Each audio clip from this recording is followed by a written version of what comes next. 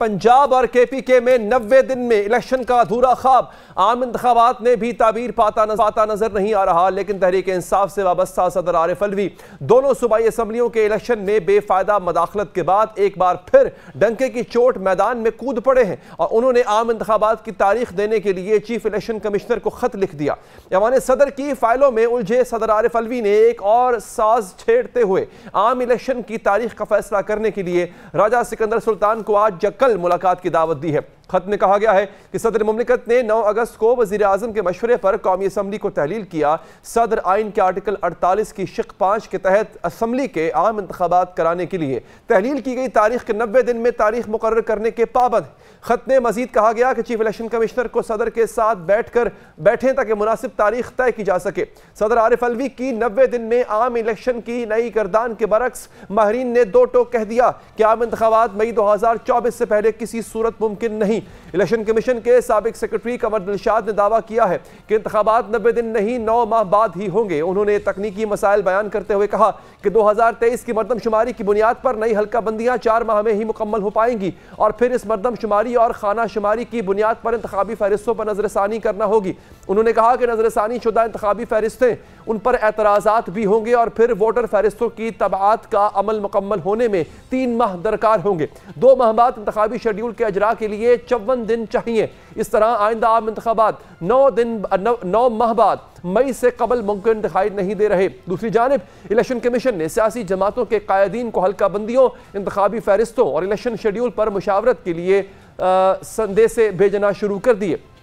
Election commission ने chairman PTI को 24 अगस्त को दोपहर 2 बजे जबकि उसी रोज दोपहर 3 बजे JUI के सरबराह मौलाना फजलुर रहमान को मद्दू किया है। इलेक्शन कमीशन ने मुस्लिम लीग नून के सदर शहबाज शरीफ को 25 अगस्त दिन 11 बजे और पीपल्स पार्टी के शरीक चेयरमैन आसिफ अली जरदारी को 29 अगस्त को बुलाया है। सवाल यह है कि आम इलेक्शन तो किसी सूरत 90 दिन में होते दिखाई नहीं देते, फिर सदर आरिफ अलवी ने पंजाब और KPK इलेक्शन के तल्ख तजुर्बे के बाद 90 दिन में आम इंतखाबात का राग क्यों छेड़ा?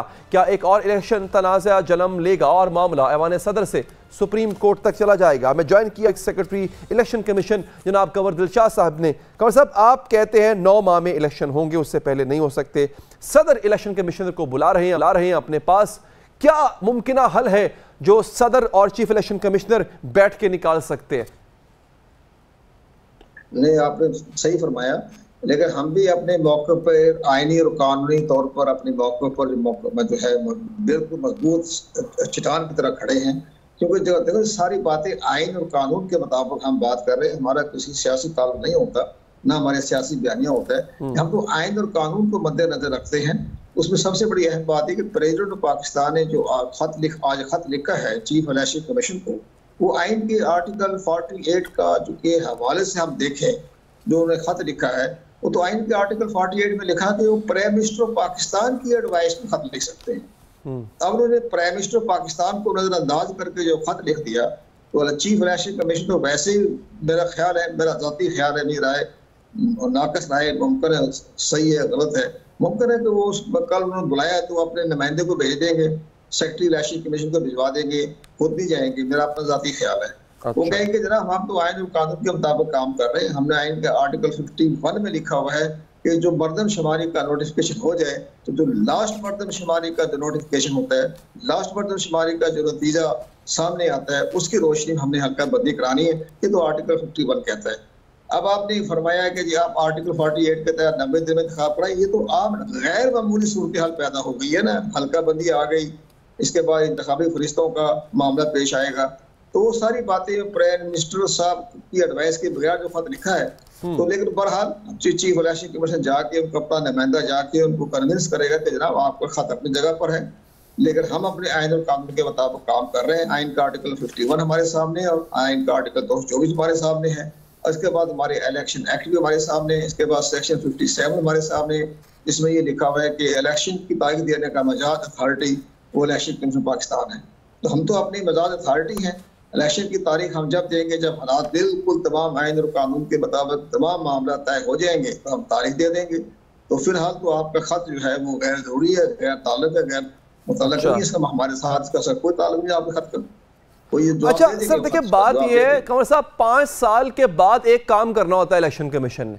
ये किसकी जिम्मेदारी थी कि ये तमाम मामला पहले से तय करके रखे जाएं, जो तमाम इकदाम जो इलेक्शन के लिए जरूरी होते हैं? क्या इलेक्शन कमीशन इसके लिए जिम्मेदार नहीं है कि ऐन मौके पे आके हाथ खड़े कर रहे हैं अपने? देखो जी, इलेक्शन कमीशन में पाकिस्तान तो 6 महीने से साबका हुकूमत की प्राइम मिनिस्टर को भी और उसके बाद उनके जो शुमारियात के डिपार्टमेंट हैं, प्लानिंग कमीशन है, उनको 6 महीने से बार बार रिक्वेस्ट कर रहा था कि जनाब 30 मार्च से पहले पहले आप मरदमशुमारी का हतमी रिजल्ट का गज़ट नोटिफिकेशन जारी कर दें, ताकि उसकी रोशनी में 4 महीने हमें लगेंगे हल्का बंदी कराने में और 3 महीने हमें लगेंगे इंतखाबी फरिश्तों को असर मुरतब करने में, ताकि सारे पीरियड अक्टूबर तक मुकम्मल हो जाएंगे और अक्टूबर नवंबर में इंतखाबात हो जाएंगे। ये तो बार बार इलेक्शन कमीशन को खत लिखता रहा, लेकिन उनकी हुकूमत की शुमारियात डिवीजन की अपनी मजबूरियाँ थी, सिंध के अपने बलोचिस्तान के मामला थे, जिसकी बना पर वक्त वो अपनी मरदमशुमारी का नतीजा नहीं जारी कर सका, नोटिफिकेशन नहीं कर सका। तो अब ये मजबूरी है, इलेक्शन पाकिस्तान कहेगा ये गैर मामूली सूरत हाल पैदा हो गई है, इसमें इलेक्शन कमीशन का तो कोई सरोकार नहीं है, तो आपके महकमे के ताल्लुकात थे, इसकी बना पर मरदमशुमारी वक्त पर आपने इसका रिजल्ट नहीं पेश किया। तो अब हम मजबूर हैं आईन कानून के मुताबिक। उसके मुताबिक तो ये है, मेरा अपना ख्याल यही है कि 14 दिसंबर तो आपको समझ लें आपका हल्का बंदियाँ होनी है और 3 महीने जो लगेंगे इंतखाबी फरिश्तों की असर मुरतब करने में, वो भी कानून की तकाजा है। और उसके बाद 2 महीने जो है इलेक्शन शेड्यूल यानी 54 डेज 50 डेज में इंतखाबात करना होता है। तो हमारे अपने तजरिए के मुताबिक नहीं, अपने तजर्बे की बना पर हम अपने माजी के तजर्बे को देखते हुए और आईन और कानून को मद्देनजर रखें, तो मुझे तो नजर नहीं आ रहा है। ठीक है, शुक्रिया आपने प्रोग्राम के लिए वक्त निकाला।